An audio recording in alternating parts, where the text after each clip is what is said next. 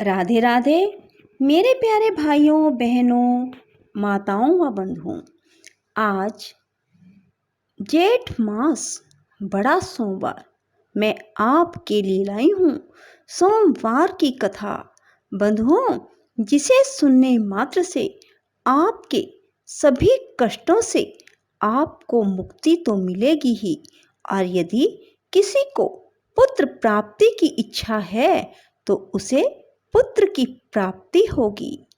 जिस मनुष्य को भी जिस वस्तु की आवश्यकता है, भगवान भोलेनाथ इस कथा को सुनने मात्र से उसकी हर इच्छा पूरी करेंगे।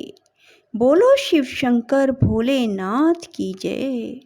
बंधुओं, यदि आपने हमारे चैनल को अब तक सब्सक्राइब नहीं किया तो ज़रूर करें और बेल आइकन दबाना ना भूलें, ताकि आपको हमारी आने वाली सभी वीडियोस की जानकारी सबसे पहले हो सके।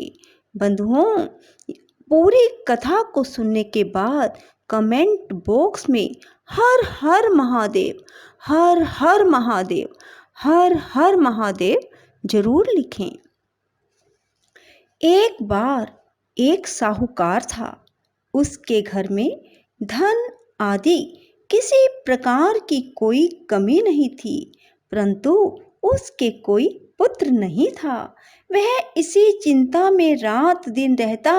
वह पुत्र की कामना के लिए प्रति सोमवार को भगवान शिव का व्रत रखता और पूजन करता। शाम के समय शिव मंदिर में जाकर शिव जी के सामने दीपक जगाता। उसके भक्ति भाव को देखकर एक समय शिव पार्वती जी ने शिव जी से कहा, महाराज, यह साहूकार आपका अत्यंत भक्त है और सदैव आपका कार्य और पूजन बड़ी श्रद्धा से करता है। इसकी मनोकामना पूरी करनी चाहिए। शिव जी ने कहा, पार्वती, यह संसार कर्म क्षेत्र है। जिसका जैसा भाग्य होता है वैसा ही प्राप्त करता है। पार्वती जी ने अत्यंत आग्रह से कहा, महाराज, यह तो आपका परम भक्त है। इसका कष्ट आपको अवश्य दूर करना चाहिए। आप तो परम दयालु हैं, अपने भक्तों के दुखों को दूर करते हैं। यदि आप ऐसा नहीं करेंगे तो भक्तों के कष्ट और कौन दूर करेगा। पार्वती जी का ऐसा आग्रह देख शिव जी महाराज कहने लगे, हे पार्वती, इसके कोई पुत्र नहीं है। इसी चिंता से यह अति दुखी रहता है। इसके भाग्य में पुत्र ना होने पर भी मैं इसको पुत्र प्राप्ति का वर देता हूँ, परंतु वह पुत्र केवल 12 वर्ष तक जीवित रहेगा। इसके पश्चात वह मृत्यु को प्राप्त हो जाएगा। यह सब बातें यह साहूकार सुन रहा था। इससे उसको ना कुछ प्रसन्नता हुई और ना ही कुछ कष्ट हुआ। वह पहले जैसा ही शिव जी महाराज का व्रत करता रहा। कुछ काल बीत जाने पर साहूकार की स्त्री गर्भवती हुई और 10वें महीने उसके गर्भ से अति सुंदर पुत्र की प्राप्ति हुई। साहूकार के घर में बहुत खुशियां मनाई गई, परंतु साहूकार ने केवल 12 वर्ष की आयु जान कोई अधिक प्रसन्नता प्रकट नहीं की, ना ही किसी को यह भेद बतलाया। जब पुत्र 11 वर्ष का हो गया तो उस बालक की माता ने उसके पिता से विवाह आदि के लिए कहा, परंतु साहूकार कहने लगा, मैं अभी इसका विवाह नहीं करूंगा और काशी जी पढ़ने के लिए भेजूंगा। फिर साहूकार ने अपने साले को बुलाकर उसको बहुत सा धन देकर कहा, तुम इस बालक को काशी जी पढ़ने के लिए ले जाओ। रास्ते में जिस स्थान पर भी जाओ यज्ञ करते और ब्राह्मणों को भोजन कराते जाना। वह दोनों मामा भांजा जगह जगह यज्ञ कराते और ब्राह्मणों को भोजन कराते काशी जा रहे थे। रास्ते में उनको एक शहर पड़ा। उस शहर के राजा की कन्या का विवाह था। दूसरे राजा का लड़का जो विवाह कराने के लिए बारात लेकर आया था, वह एक आंख से काना था। उसके पिता को इस बात की बड़ी चिंता थी कि कहीं वर को देखकर कन्या के माता पिता विवाह में किसी प्रकार की अड़चन पैदा ना कर दे।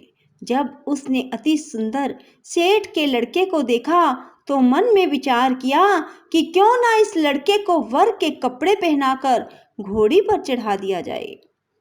ऐसा करने से बड़ी सुंदरता से सब कार्य हो गए।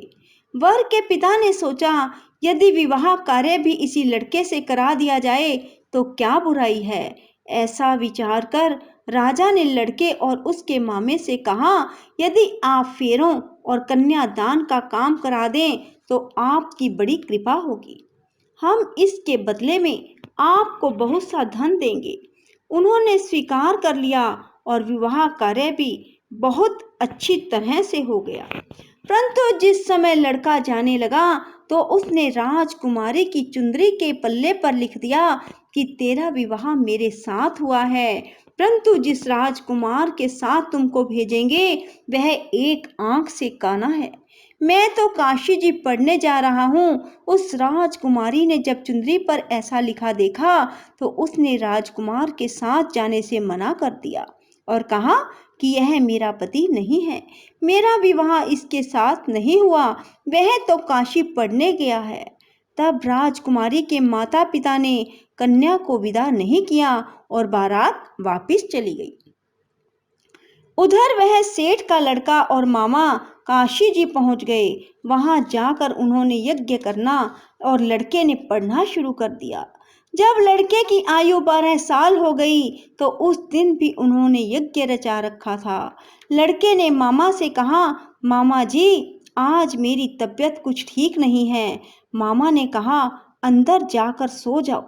लड़का अंदर जाकर सो गया और थोड़ी देर में उसके प्राण निकल गए। जब उसके मामा ने आकर देखा कि वह तो मुर्दा पड़ा है तो उसको बड़ा दुख हुआ। उसने सोचा, यदि मैं अभी रोना पीटना मचा दूंगा तो यज्ञ का कार्य अधूरा रह जाएगा। अतः उसने जल्दी से यज्ञ का कार्य समाप्त कर ब्राह्मणों के जाने के बाद रोना पीटना आरंभ कर दिया। संयोगवश उसी समय शिव पार्वती जी उधर से जा रहे थे। उन्होंने जोर जोर से रोने पीटने की आवाज सुनी तो पार्वती जी ने कहा, महाराज कोई दुखिया रो रहा है, उसके कष्ट दूर करो।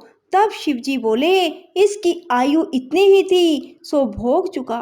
पार्वती ने कहा, महाराज कृपा करके इस बालक को और आयु दो, नहीं तो इसके माता पिता तड़प तड़प कर मर जाएंगे। पार्वती जी के इस प्रकार बार बार आग्रह करने पर शिव जी ने उसको वरदान दिया और शिव जी की कृपा से लड़का जीवित हो गया। पढ़ाई पूरी हो जाने पर लड़का और उसका मामा उसी प्रकार यज्ञ करते हुए अपने घर को वापस चल पड़े। राह में उसी शहर में आए जहां विवाह हुआ था। वहां पर आकर उन्होंने यज्ञ आरंभ किया। लड़के के ससुर ने पहचान लिया और अपने महल में ले जाकर बड़ी खातिर की। साथ ही बहुत से दान दहेज और दास दासियों के सहित आदर पूर्वक लड़की और जमाई को विदा किया। जब वे अपने शहर के निकट आए तो मामा ने कहा, मैं पहले तुम्हारे घर जाकर सबको खबर कर आता हूँ। उस समय लड़के के माता पिता अपने घर की छत पर बैठे हुए थे। उन्होंने ये प्रण कर रखा था कि यदि हमारा पुत्र सकुशल घर वापस आ जाएगा तो खुशी खुशी नीचे उतर कर आ जाएंगे, नहीं तो छत से गिरकर अपने प्राण दे देंगे। इतने में लड़के के मामा ने आकर यह समाचार दिया कि आपका पुत्र आ गया है, परंतु उनको विश्वास नहीं आया। तब उसके मामा ने शपथ पूर्वक कहा, आपका पुत्र अपनी स्त्री के साथ बहुत सारा धन लेकर आया हुआ है।